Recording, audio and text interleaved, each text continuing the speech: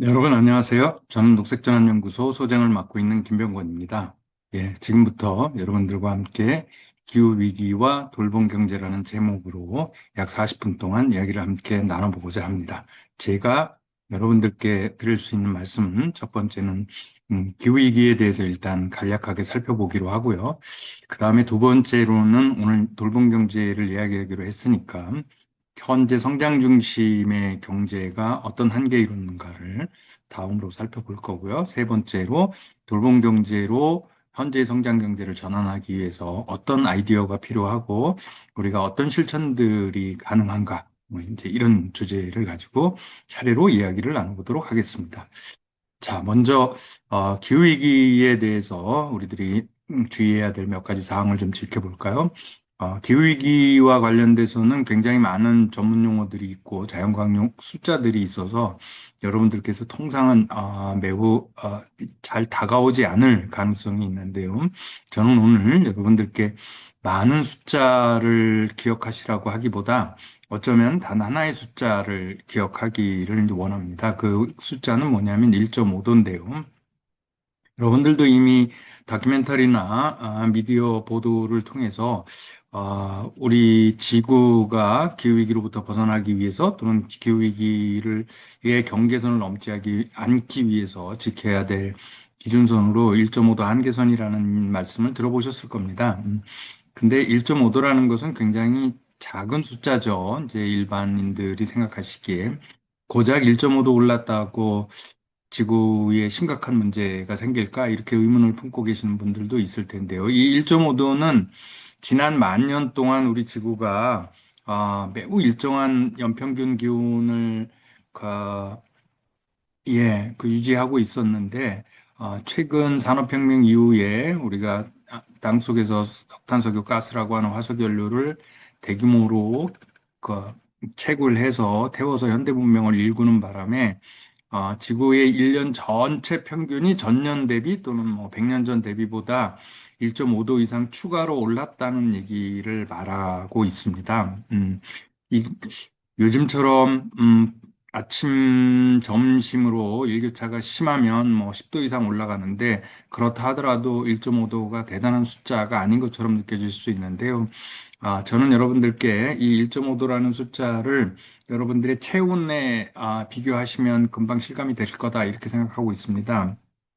우리 인간의 체온은 36.5도로 굉장히 일정하죠. 아침, 점심, 저녁, 뭐 또는 작년, 재작년, 올해 변함없이 36.5도를 지켜줘야만 우리가 건강을 유지할 수가 있습니다. 만약에 우리의 체온이 1도 정도 올라서 37.5도만 된다고 하더라도 건강에 이상이 있다는 신호고 1.5도 이상 올라서 만약에 우리 체온이 38도 이상으로 오르게 되면 여러분들 당장 병원에 가서 어, 진찰을 받거나 아니면 급한 대로 댁에 있는 해열제를 복용해야 할 겁니다.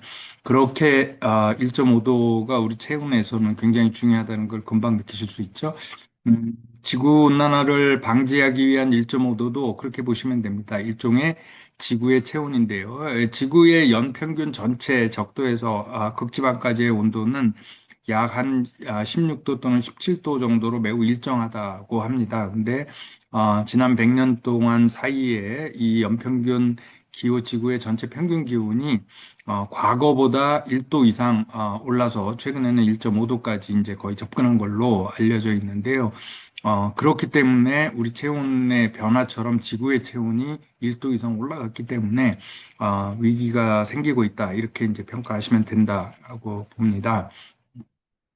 자, 그래서 구체적으로 그 1.5도 어디까지 올라갔는가를 최근의 데이터를 보시면 그림과 같은 슬라이드에서 보시는 것처럼 2024년에는 1.5도가 넘어버렸고요. 한 해 연평균 기온으로는. 그리고 작년에는 1.48도로 조금 줄어들기는 했습니다만, 사실상 이제 1.5도에 거의 근접하게 최근 3년간 되고 있는 걸 오른쪽 그래프에서 느낄 수 있고요. 그래서, 영국의 주간지 더 이코노미스트지는 이제 1.5도 목표는 사실상 죽은 목표 아니냐 이제 이렇게 되게 비관적인 전망을 내놓기도 합니다. 다른 말로 하면 1.5도 가 지구의 온난화를 막기 위한 인류가 살기 좋은 지구를 만들기 위한 중요한 경계선이라고 본다면 지금 우리는 2026년을 지나고 있는 지금 우리는 이 1.5도 경계선의 거의 끝까지 왔다. 이렇게 이제 평가할 수 있는 거죠. 그만큼 기후위기 대응이 늦어지면서 우리가 되게 위험한 순간에 왔다고 하는 거고요. 그 증거들은 우리가 최근에 계속 목격하고 있습니다. 한 1년 조금 넘었죠. 2025년 작년 3월 달에 영남에서 겪은 초대형 산불이 오른쪽 원 그림에 보시는 것처럼 인공위성에서 찍어도 보일 만큼 대형 산불이 있었다는 거 우리 아직은 기억하실 겁니다. 이제 이런 산불은 과거에 볼 수 없었던 굉장히 오랜 가뭄과 강한 바람 이제 이런 것들이 동반돼서 일어난 현상인데요. 이것도 전체적으로 보면 기후위기와 굉장한 연관이 있다. 이제 이렇게들 평가가 되고 있습니다. 왜냐하면 기후위기라고 하는 건 어느 날, 어느 한순간에 급작스러운 위기가 닥쳐오기보다는 장기간 가뭄, 극한적인 폭염과 폭서, 또는 이제 겨울의 혹한 같은 극단적인 기후가 과거보다 자주 발생하는 현상으로부터 이제 기후 재난이라고 하는 게 우리 앞에 다가온다고 하거든요. 그런 현상 중에 하나가 이제 초대형 산불이라고 볼 수가 있고 작년 3월 달에 영남에 우리 국민들이 겪은 재난입니다. 음, 그리고 작년 여름도 전 세계적으로 굉장히 더운 폭염이 지속된 여름이었는데요. 뭐 심지어는 작년 7월 초에는 파리가 너무 더워서 에펠탑이 약간 변형이 일어났다. 이제 이런 보도들까지 왔고요. 파리뿐만 아니라 한국도 2025년은 기상 관측사상 가장 더운 여름이었고 한 100년 전에 비해서 평균적으로 2도 정도 높은 여름을 우리가 경험했습니다. 이렇게 역사상 처음으로 되게 더운 여름을 경험했는데요. 문제는 이게 지난해로 끝나는 게 아니라 뭐 올해 또는 내년, 후년 얼마나 더 이 이상의 이상 기온들이 반복될지 우리가 알 수가 없다는 데 있죠. 예, 심지어는 작년 11월이니까 이제 6개월 정도밖에 안 됐네요. 그 당시에 인도네시아에서는 극단적인 폭우가 내리면서 수백 명이 사망하는 사건이 일어났습니다. 지구 온난화가 된다는 건 바닷물의 온도가 올라간다는 거고 바닷물의 온도가 오르게 되면 바다에서부터 생성된 태풍이나 열대성 폭우 같은 이게 훨씬 더 극단적으로 강화된다는 것을 의미하고 그런 게 지금 이제 인도네시아나 싱가폴 또는 그 인근 필리핀에서 일어나고 있는 현상이라고 볼 수가 있습니다. 네, 이렇게 기후위기는 이제 과학자들이 정한 1.5도 한계선에 거의 도달했고, 많은 과학자들은 앞으로 2년 안에 1.5도 경계선은 이제 무너지게 될 거다, 이제 이런 얘기들을 하고 있습니다. 기후위기뿐만이 아닙니다. 우리가 생태계를 잘 관리하지 못한 결과, 스톡홀름 보건력 센터가 이제 생태계 한계선 9가지 경계선들을 얘기를 했는데, 뭐 예를 들어서 뭐 생물 다양성이라든지 기후변화 당연히 포함이 되고, 그 다음에 토지 산성화라든지 이제 해양 산성화 이런 것들까지 얘기를 할 수가 있는데요. 이 9가지 중에서 최근 해양 산성화를 포함해서 약 7가지가 경계선을 넘고 있다. 이제 이렇게 평가가 되고 있습니다. 이제 거의 다 지구의 중요한 생태적 경계선을 넘고 있다. 이제 이렇게 보시면 되는 거고요. 네, 그러다 보니까 아까 보셨던 것처럼 이제 이미 1.5도 밑으로 우리가 지구의 기후위기나 온난화를 막을 수 있다고 생각하는 건 전문가들도 거의 없고, 심지어는 금세기, 그러니까 2100년 안에 얼마나 지구의 평균 온도가 1.5도를 넘어서 오를 것 같냐, 이제 이렇게 물어봤더니 무려 기후과학자 77% 정도가 1.5도, 2도를 넘어서 2.5도 이상이 될 거다. 이제 이렇게 평가를 할 정도로 현재 기후 대응은 굉장히 비관적이다 이렇게 이제 볼 수가 있는 거죠. 우리가 굉장히 적극적으로 대응하지 않으면 위험해질 거다라고 하는 신호가 여러 군데서 발견이 되는데요. 어쩌면 그나마 다행스러운 거는 이런 기후 대응을 우리가 잘 하지 못하는 게 우리의 과학적 지식이라든지 기술이 부족해서라기보다 우리 정치적 의지가 부족하거나 또는 일부 화석연료 기업들 등의 이제 이익 추구를 포기하지 못하면서 나타나는 경향이다. 이제 이렇게들 진단하고 있다는 겁니다. 이 얘기를 뒤집으면 우리가 정치적 의지를 새삼스럽게 기후위기를 대응하기 위해서 바꾸거나 아니면 이해관계를 조정하거나 이제 권력관계가 바뀌거나 그러면 기후위기를 대응할 수도 있다. 이제 이렇게 또 해석을 할 수 있지 않겠습니까?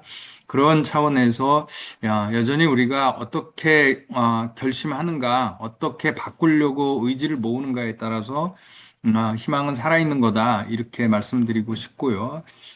아까 1.5도를 넘지 말아야 한다. 지구 온난화의 추가 상가가 이제 이렇게 말씀을 드렸는데, 그렇게 하기 위해서 우리가 무엇을 해야 되는가는 사실은 정해져 있었습니다. 2030년, 그러니까 이제 얼마 안 남았죠. 사실 5년, 뭐 4년밖에 안 남았는데, 지금까지 인류가 배출하던 온실가스 배출량을 절반 수준으로 떨어뜨리면 그나마 막을 수 있는 희망이 있다. 이제 이런 게 과학자들의 평가인데, 이게 2015년, 그러니까 11년 전인 2015년에 파리 협약의 주요 내용이기도 한데요. 그 파리 협약을 맺은 지 11년이 지난 지금까지도 사실은 불행하게도 전체 지구 차원에서 보면 온실가스는 줄어들지 않았습니다. 오히려 계속 늘어왔고요. 지금이라도 정점을 지나서 빠른 속도로 온실가스를 줄여나가면 그나마 조금 충격을 덜 받을 수 있도록 하지 않을까라는 이제 기대가 있습니다.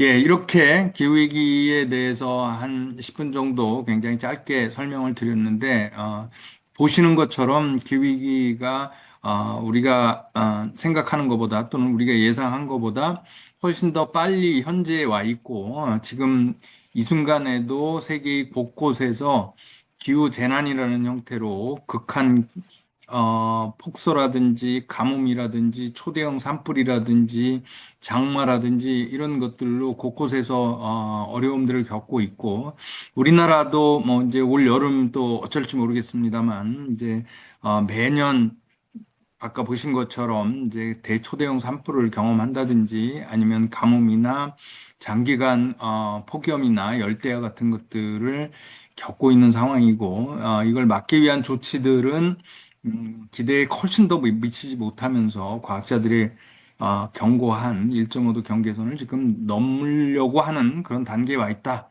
이제 이렇게 설명을 드렸습니다. 이제 그러면 이런 기후위기를 지금부터라도 제대로 막기 위해서 우리가 무엇을 해야 할 것인가를 다소는 이제 경제적인 차원에서 여러분들께 말씀을 드려보려고 합니다.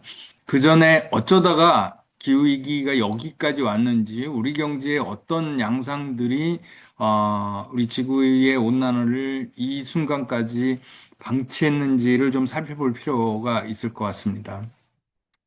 사실 기후위기는 앞서 잠시 말씀드렸던 것처럼 아주 원인이 분명한 위기라고 볼 수가 있습니다. 그 원인은 우리가 산업혁명 이래로 근대 문명을 이루기 위해서 땅속에서 어, 석탄, 석유, 가스라고 하는 과거 3억 년 전에 지구에 묻혀졌던 이산화탄소를 우리가 꺼내서 에너지원으로 사용함으로써 이제 거기에 묻혀져 있던 이산화탄소가 대기 중으로 올라가서 온실 효과가 발생하고 그래서 지구 온난화가 생긴 것이죠. 이제 이런 상황인데 그렇다면 지난 200년 동안 산업혁명 이후 200년 동안 꾸준히 지구 온난화가 진행되고 기후위기가 점점점 심화되어 온 것인가? 뭐 굳이 말씀을 드리면 그렇다고 말씀드릴 수 있는데 사실은 조금 더 디테일하게 속을 들여다보면 지난 200년 가운데에서도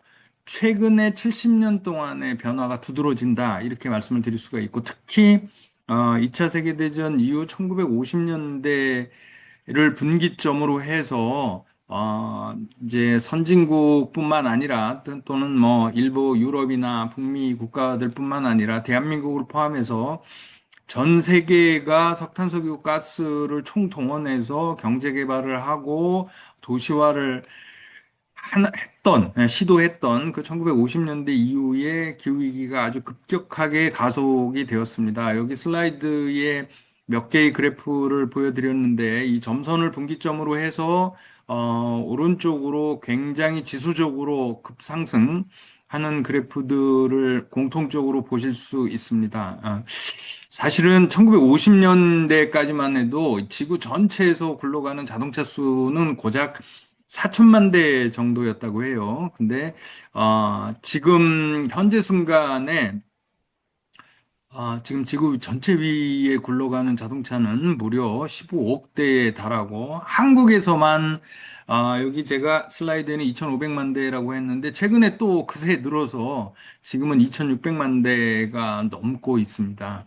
그러니까 이제 이런 정도의 폭발적인 자동차 내연기 그러니까 온실가스를 발생시키는 석유를 사용하는 우리의 문명 수단들이 늘어났기 때문에 그렇기 때문에 최근 70년 동안 이제 온실가스가 급격히 늘어났고 지구 온난화 속도도 빨라졌습니다. 예를 들어서 지난 200년 가운데 1800년부터 1950년까지 150년 동안에 지구의 온난화가 되고 추가 온도 상승이 된 정도는 한 0.3에서 0.5도 정도에 불과했다고 합니다. 하지만 그러니까 1950년대 이후 지금까지 오른 온도, 70년 동안 오른 온도는 1도에서 약 1.2도까지 올랐다는 거죠. 압도적으로 최근 70년 동안 지구온난화가 심각하게 됐다는 것을 확인할 수 있는 거고요.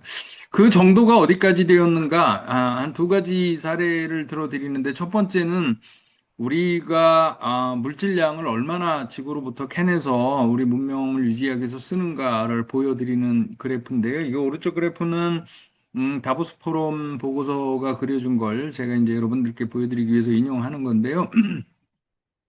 왼쪽에 그 초록 빌딩 같이 생긴 거는 자연이 스스로 만들어내는 물질량입니다. 예를 들어서 나무가 한 해 동안 성장하면 이제 또 그만큼 물질량이 늘어나고 바다에서 물고기가 번식을 하면 물질량이 늘어나고 이제 이런 것들을 합산해 본 양을 이제 저런 녹색 빌딩으로 표현한 거고요.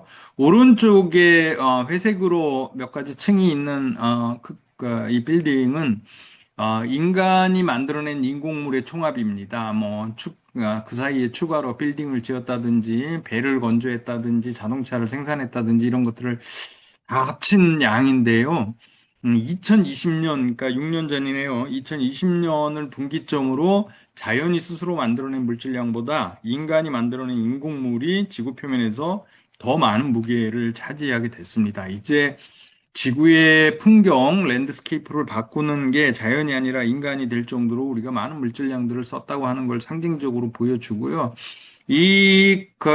또 다른 그래프는 에너지 사용량인데요. 보시는 것처럼 우리 에너지 사용량이 특히 1950년대를 분기점으로 폭발적으로 늘어난 것을 볼 수가 있고, 최근까지도 그렇죠. 이 흥미로운 현상 중에 하나는 과거에 우리가 주 원료로 썼던 목재 사용량이 지금까지 줄지 않았다는 거고, 심지어 석탄 사용량도 최근까지 줄지 않았다가 이제 최근에 석탄 화력 발전소가 조금 좀 줄어들면서 그나마 조금 줄어든 거고요. 그리고 석유, 가스, 심지어는 태양광 이렇게 최근의 역사는 에너지가 교체되어 온 역사가 아니라 에너지가 추가되어 온 역사다. 이제 이렇게 보시는 분들도 많이 있습니다. 이제 이럴 정도로 우리가 에너지를 많이 썼기 때문에 저 에너지를 태우면서 생성된 온실가스, 이제 이산화탄소죠. 이 온실가스가 지구의 공기 중에 대기 중에 쌓이면서 이제 온실가스가 심해졌고 그게 지구 온난화를 부추긴 거죠.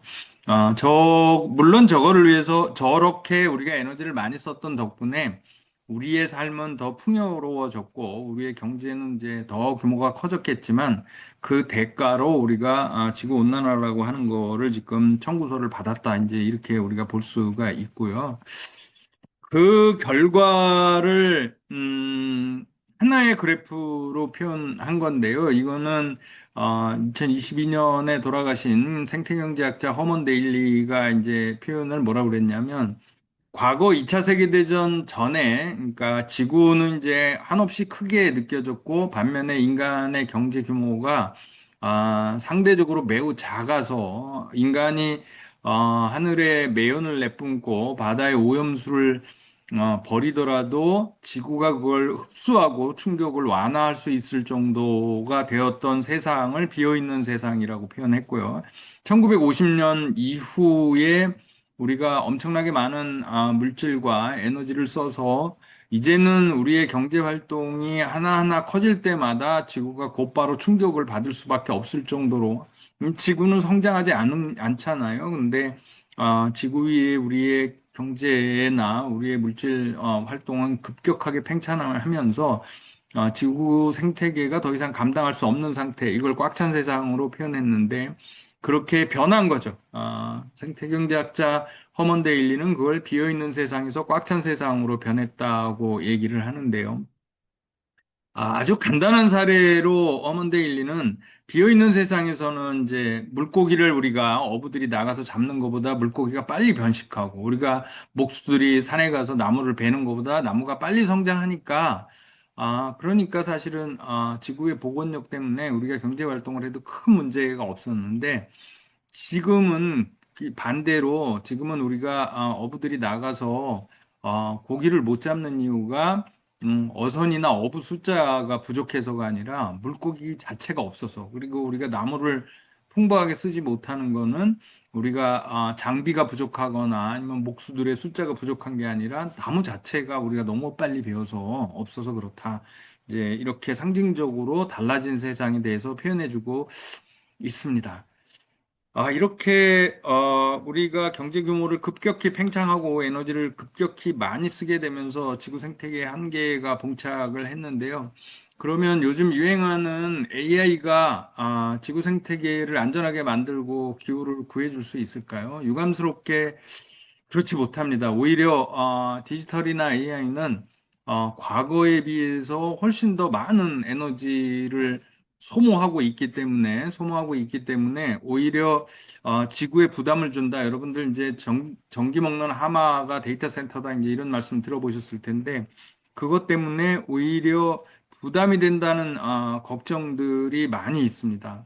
그러면 또 하나 대한 뭐 최근에 제프 베이조스라든지 일론 머스크 이런 사람들이 이제 우주선을 개발해서 달에도 가고 화성에도 가고 심지어 일론 머스크나 이런 실리콘밸리의 빅테크 거부들은 우리가 실제로 화성에 이주해서 살아야 된다 이런 얘기들 이제 하거든요. 근데 그런 게 가능한가?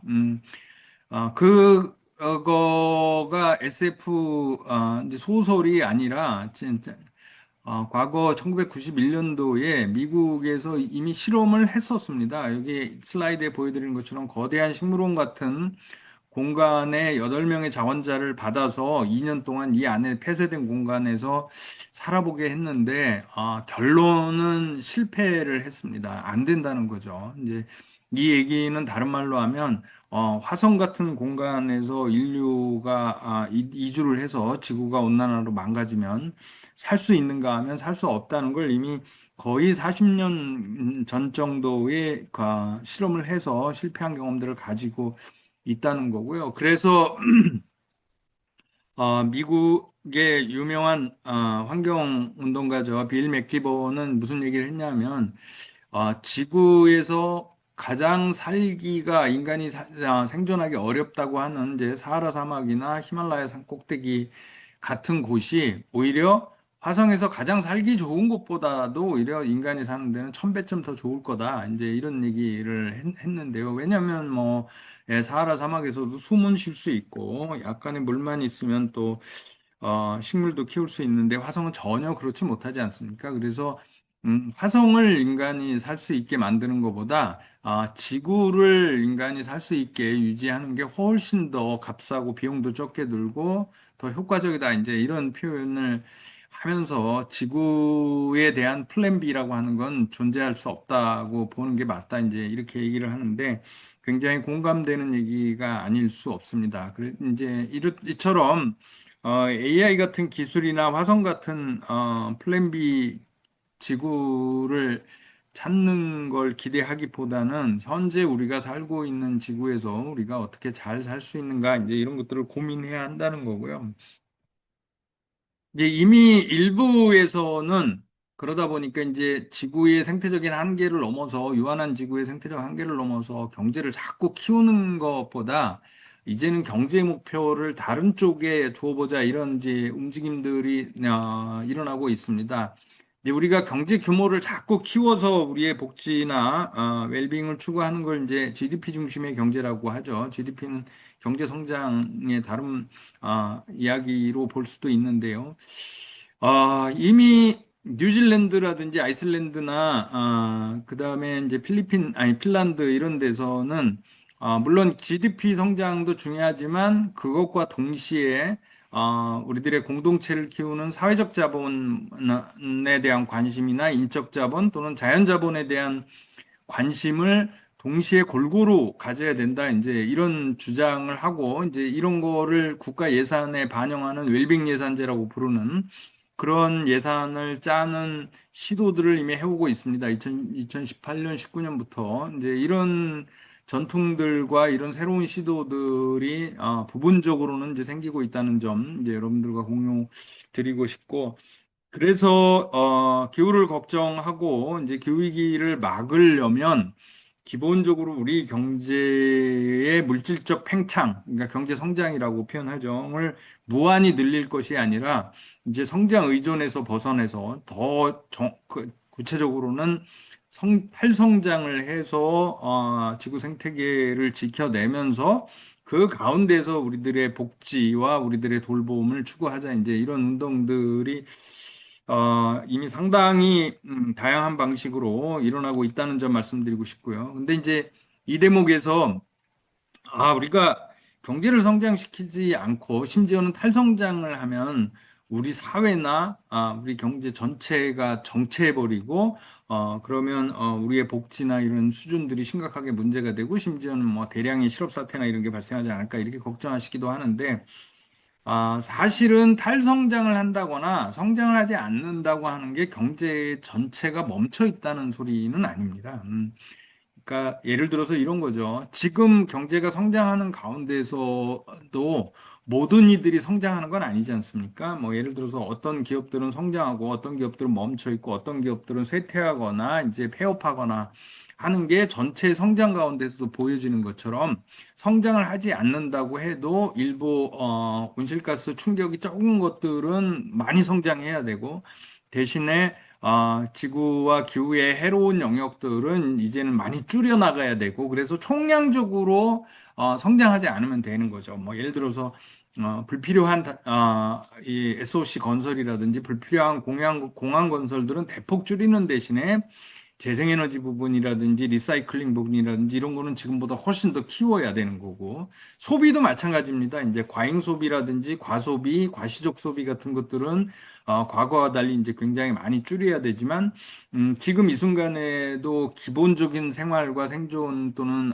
이제 복지가 안 되시는 분들은 과거보다 더 많은 소비들을 하셔서 기본적인 사회적인 기준선에 맞는 삶을 살 수 있도록 우리가 이제 지원해 드려야 되는 거잖아요. 이제 이런 것들로 우리가 본다면 탈성장 사회 또는 성장에 의존하지 않는 경제와 사회도 굉장히 다이나믹할 수 있는 거죠. 그 안에서는 성장하는 부분, 급격히 줄이는 부분, 이제 이런 것들이 과거하고 달리 이제 녹색 방향으로 이제 그런 것들이 다이나믹하게 움직인다. 이렇게 이해해 주시면 좋고요. 조금 더 구체적으로 돌봄 경제에 대해서 조금 덧붙여 보도록 하겠습니다. 최근에는 이제 이런 지구 온난화로 인한 기후위기가 심각해지면서 우리 경제를 이제 앞서 탈성장이나 웰빙 경제에 대해서 잠깐 소개시켜 드렸지만 약간 조금 체계와 이론을 갖춰서 다시 생각해보자. 이제 이런 문동들 또는 이런 고민들이 이제 많이 나오고 있는 중입니다. 이 그림 제가 슬라이드에 보여드린 그림은 이제 이게 삼각형인데 우리 사회가 추구해야 될 가장 높은 수준에서 세 가지 꼭지를 얘기하자면 이제 성장, 복지, 생태. 이 생태는 이제 기후라고 표현해도 좋고요. 이렇게 세 가지 꼭지가 있지 않습니까? 근데 과거에는 주로 이 생태와 기후를 외면하고 이 왼쪽 그러니까 빗변 삼각형에 그러니까 이제 성장과 복지의 선순환 이제 이쪽에 많이 의존해 왔죠. 그 심지어는 20세기 말 이후 이제 가장 그래도 나은 사회 모델이라고 우리가 이제 인지해 왔던 북유럽의 사회민주주의 국가, 북유럽 복지 국가도 저 왼쪽 빗변인 복지와 성장의 선순환을 추구해 왔던 것입니다. 근데 그러다 보니까 이 다른 꼭지점인 생태와 기후가 외면됐고 그게 이제 기후 위기로 이어졌다 이제 이런 비판들이 있었고 그래서 이 그러면 이 세 가지를 동시에 추구하면 되지 않을까 이제 이런 게 유엔을 중심으로 이제 지속 가능 성장 모델 뭐 이제 이런 지속 가능 발전 모델 이런 모델들인데 최근의 학자들은 이 세 개를 동시에 추진하는 게 불가능하다. 셋 중에 단지 두 개만을 우리가 선택해야 된다. 이제 이런 트릴레마 이론을 제기하면서 그렇다면 이 셋 중에 두 개를 선택한다면 어떤 걸 선택할 거냐? 그래서 이제 오른쪽 빗변, 그러니까 복지와 생태의 선순환을 추구하는 그런 다른 모델들로 가보자. 이제 이런 제안들이 나오고 있는 거고, 이거를 이제 어떤 분들은 뭐 사회생태 국가라고도 하고, 좀 이따 설명드리겠지만 어떤 분들은 이제 도넛 경제로 이걸 해보자. 이제 이렇게 얘기를 하는데요. 예를 들어서 도넛 경제는 이 왼쪽 그림 보시면 도넛처럼 되어 있지 않습니까?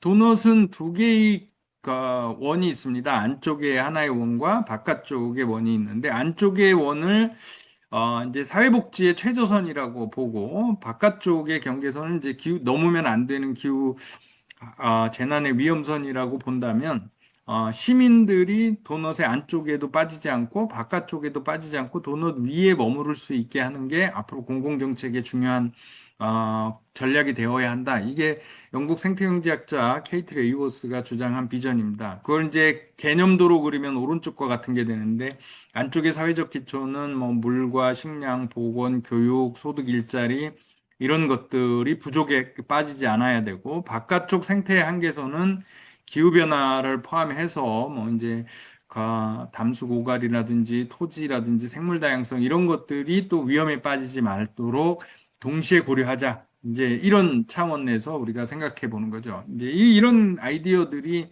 돌봄 경제로 가는 이제 기초이고요.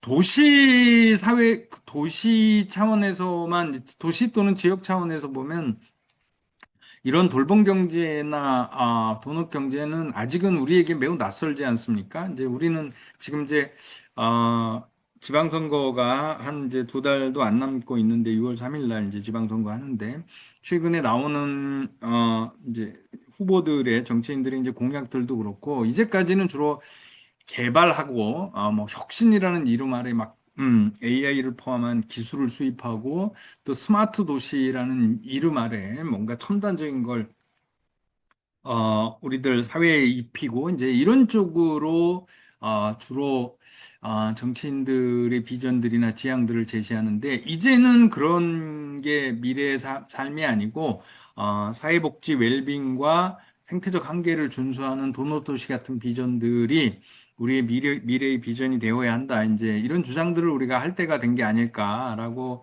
생각을 합니다. 바로 이런 경제, 이런 사회를 또 다른 측면에서 보게 되면 그게 케어 이코노미, 돌봄 경제라고 할 수가 있는데요. 저명한 영국의 생태경제학자 팀 잭슨은 돌봄 경제를 정의하면서 돌봄 경제란 우리가 웰스, 부라고 하죠, 우리말로. 웰스보다 헬스, 우리 물리적인 건강뿐만 아니라 정신적인 건강, 사회의 건강까지를 포함해서 웰스가 아니라 헬스를 추구하는 경제가 바로 돌봄 경제다. 이제 이렇게 이야기하고 있습니다. 사실 이거는 상식적으로 매우 명확한 건데요. 이제 여러분들도 여러분들의 가정이나 여러분들 자신에서 가장 중시하고 추구해야 될 게 뭡니까? 이렇게 이제 개인에 대해서, 가족에 대해서 물어보면 당연히 건강이라고 말씀하실 겁니다. 그러면 똑같은 차원에서 우리 국가, 우리 사회가 추구해야 될 가장 우선적인 가치가 뭔가? 이렇게 이제 질문을 하면 성장이라고 하기보다 논리적으로는 우리 사회의 건강, 우리 경제의 건강이다. 이렇게 표현하는 게 맞지 않을까요? 이제 그렇게 보면 이 건강, 사회의 건강을 우리가 뭐로 볼 거냐? 이제 그건 근데 웰스는 아닐 거다. 이제 이렇게 팀 잭슨은 제안을 하는 거죠. 자, 그렇게 보면 우리가 경제에서 여러 가지 다른 것들을 볼 수가 있습니다. 이제 최근까지 뭐 여러분들 AI 도입하고 그러면 이제 인력을 대체해서 더 낮은 비용으로 더 높은 생산성을 올릴 거다 이제 이런 얘기들 많이 하잖아요. 그러다 보니까 일부 이제 사회적으로 불리한 위치에서 일을 하시거나 그런 분들은 AI가 미래의 희망이 아니라 이제 저주가 될 것 같아서 걱정하시고 계시잖아요. 왜냐하면 AI 때문에 내 일자리가 사라질 수도 있는 거고, 이제 이런 상황들인데요. 근데 돌봄 경제에서는 이렇게 보자고 얘기합니다. AI를 통해서 우리가 노동을 대체하고 인건비를 줄이는 거는 이제 기업들이나 이제 일부에는 맞을지 모르지만, 오히려 그렇게 해서 인건비를 절감하고 노동을 줄이는 것만이 그래서 노동 생산성을 올리는 것만이 좋은 것은 아니다. 이제 그 대표적인 사례로 환자에 대한 간호 케어라든지 그다음에 선생님이 학생들을 돌보고 가르치는 거인데요. 기존 경제학의 논리로는 한 분의 간호사가 다섯 명을 또는 여섯 명을 케어하다가 세 명만 케어하면 한 간호사가 아, 여섯 명을 케어하는 걸 세 명으로 케어했으니까 그러면 여섯 명을 케어하려면 두 간호사가 필요하잖아요.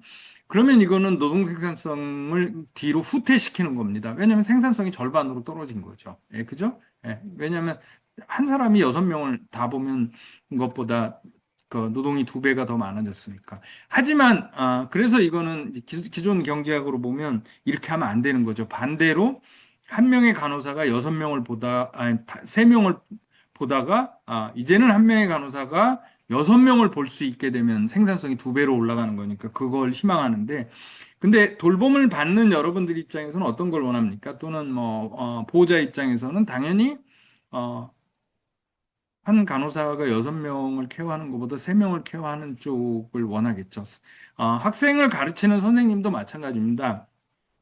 선생님이 20명 아니 20명을 가르치다가 그다음에 40명의 학생을 가르치면 생산성이 두 배가 올라간 거니까 기존의 경제학자들은 아마 좋아할 것 같습니다. 하지만 학부모 입장에서는 20명의 학생이 한 선생님이 가르치는 걸 원하지 않겠습니까? 40명이나 되는 콩나물시루 같은 학과 안에서 한 선생님 혼자 가르치는 걸 학부모로서 여러분들이 원하는 건 아니잖아요. 이렇게 이 돌봄 경제에서는 무조건 기계 도입이나 AI 도입으로 인건비를 줄이고 노동을 줄이는 쪽이 혁신이라고 생각하지는 않는 거죠. 예, 이제 그렇게 우리가 볼 수도 있다는 거고요. 노동 시간에 대한 것도 마찬가지입니다.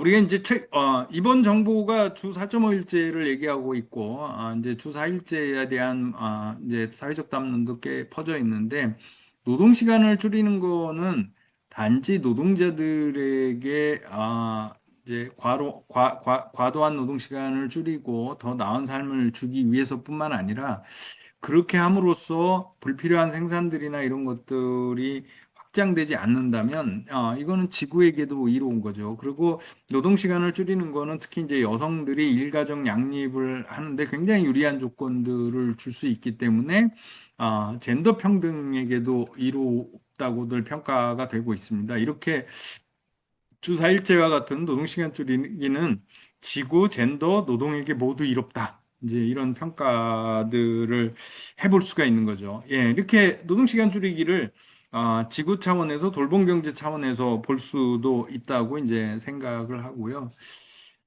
도서관 같은 경우도 앞으로는 기후 재난이 되면 이제 무더위 쉼터라든지 더위를 피할 공간들이 더욱더 많아져야 하는 상황이 되는데 도서관 같은 공간들이 최근에 이제 여기 슬라이드에 보여드린 거는 어, 저희 녹색전환연구소가 이제 지난해 그 전주에 가서 다양한 방식의 도서관이 펼쳐져 있는 것들을 이제 방문하면서 여러분들께 보여드리는 건데, 이게 그냥 전통적인 책 읽는 공간을 떠나서 시민들이 또는 주민들이 여름의 폭염과 장기간의 이제 독서를 피할 수 있는 공간으로 재탄생할 수도 있는 그런 이제 가능성을 보이는 사례라서 여러분들께 소개시켜 드리는 거고요.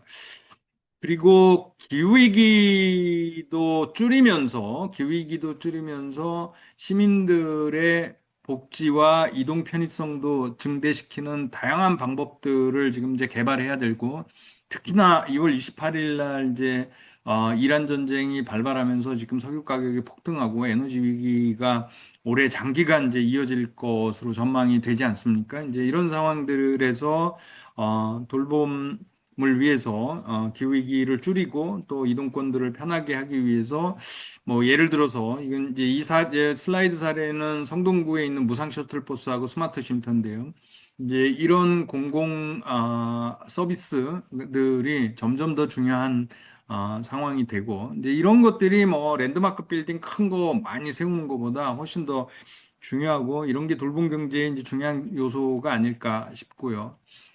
뭐 예를 들어서 전기 자전거도 이제 기후에도 이롭고 시니어의 이동권에도 도움이 된다고 해서 최근에 이제 많이 유행하고 있는데 당연히 이제 오토바이라든지 아니면 내연기관차보다 전기 자전거를 이용하면 훨씬 더 넓은 반경의 거리를 이동하는 데 도움이 될 것이고요. 특히 이제 시니어분들은 언덕길이나 이런 부분들을 그냥 일반 자전거로 이동하기 굉장히 힘들어하고 불편하기 때문에 시니어 돌봄에 더 상당히 도움이 되는 것으로 평가되고 있다면 우리가 전기 자전거나 이런 것들을 좀 다른 각도로 봐야 되는데 우리는 전기 자동차에는 이제 상당히 큰 규모의 보조금을 지원하면서 전기 자전거에는 사실은 물론 최근에 이제 지방 정부별로 한 2, 30만 원씩 지원하는 정부들이 생기고 있습니다만 아직은 충분히 지원하지 않는 상황인 거죠.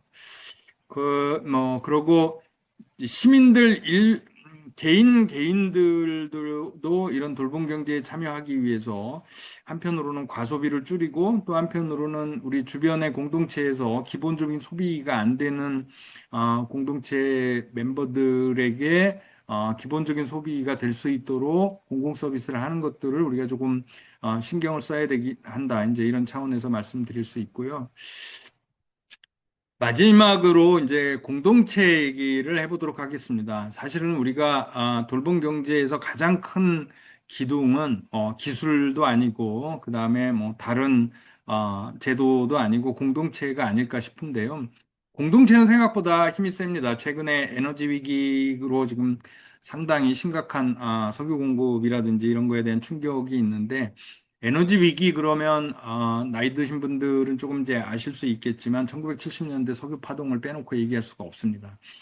당시 석유 파동 시에 한국이나 스웨덴 같은 일부 이제 프랑스 같은 나라들은 그걸 석유에서 벗어나서 원자력으로 풀겠다고 핵발전에 그 관심을 돌린 반면 핵발전을 아예 생각도 안 하고 새로운 대한 재생에너지로 관심을 돌린 나라 바로 이제 덴마크가 있었는데요. 덴마크는 그 이후 핵발전 대신에 이제 풍력으로 주의를 돌려서 지금은 전 세계에서 베스타스 같은 글로벌 풍력 터빈 회사가 있는 유명한 나라가 됐고 지금 재생에너지가 전체 전력 공급의 80%를 차지하는 나라가 됐잖아요. 근데 이 나라가 풍력 발전을 만드는데 결정적인 공헌을 했던 것은 1970년대 석유 위기의 와중에 풍력 터빈이 제대로 된 게 한 대도 없고 전 세계적으로 아직 실험적인 수준에 머물렀을 때 석유 위기를 돌파하고자 트빈 고등학교의 선생님하고 고등학생들이 풍력 터빈을 만들어냅니다. 오른쪽에 있는 슬라이드에 있는 그림이 저 그림인데 저 풍력 터빈이 현대 터빈의 사실상 실용적 터빈의 이제 시원이 됐고, 지금도 돌아간다고 해요. 지금은 물론 이제 발전기 돌리는 것보다 관광용으로 사람들이 와서 보고 그러는데 이제 더 초점이 맞춰져 있다고는 하는데, 현대 풍력 터빈의 시원이 됐던 게 1970년대 석유 파동의 한가운데에서 덴마크의 고등학교 선생님들과 학생들이 만들어냈다고 하는 건 굉장히 시사하는 바가 크고 이렇게 우리 공동체는 에너지 위기, 기후 위기 이런 데서 잠재력을 발휘할 수 있고 우리 서로를 돌보기 위한 데서 굉장히 든든한 토대가 될 수 있다고 하는 걸 여러분들께 소개시켜 드리기 위해서 말씀을 드려봤습니다. 예, 한 40분 조금 넘게 여러분들께 기후위기 얘기, 그리고 이런 기후위기가 거의 한계점까지 오게 된 기존의 물질, 그리고 에너지 다소비의 경제에 대해서 설명을 해드리고, 이걸 벗어나기 위한 돌봄 경제의 방향과 단서들이 이제 어느 정도 됐는지를 여러분들께 충분하진 않지만 소개를 시켜드렸습니다. 이 강의가 여러분들께 조금이나마 도움이 됐기를 바라고 제가 드리는 말씀은 여기서 마치도록 하겠습니다. 긴 시간 관심을 가지고 들어주셔서 감사합니다.